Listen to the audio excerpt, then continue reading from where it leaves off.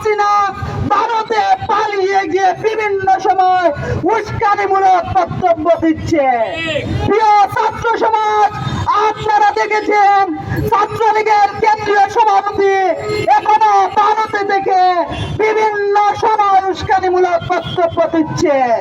আমরা লক্ষ্য করছি খুনি আওয়ামী লীগ সরকার তাদের বিগত অপরাধের জন্য এখনো ক্ষমা চায় নাই, অথচ আমরা লক্ষ্য করছি আগামীতে যারা ক্ষমতায় যাবে তারা বিভিন্ন ভাবে জাতীয় ঐক্য বিনষ্ট করছে। আমরা লক্ষ্য করছি এই এনজিও ভিত্তিক সরকারের বিভিন্ন উপদেষ্টারা এসি রুমে বসে বিভিন্ন নির্দেশনা প্রদান করছেন।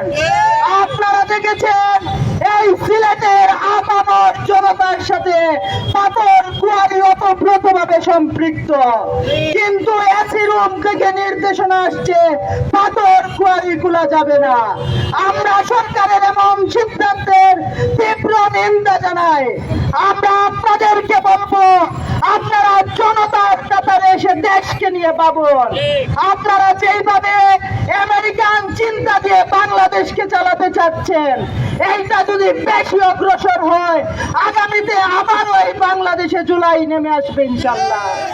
সংগ্রামী সিলেটবাসী, আপনারা লক্ষ্য করেছেন এই জুলাই গণঅভ্যুত্থানে আন্দোলন সংগ্রামে যারা মূল নেতৃত্ব দিয়েছিল আজ তারা গোপালগঞ্জে অবরুদ্ধ।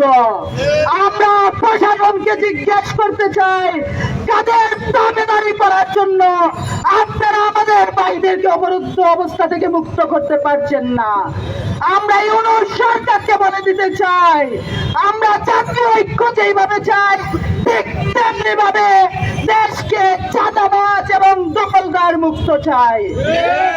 চাঁদাবাজ এবং দখলদারদের অপরাধ হবে আর আপনি মসনদে থাকবেন, এই দেশের ছাত্র জনতা তা হতে দিবে না।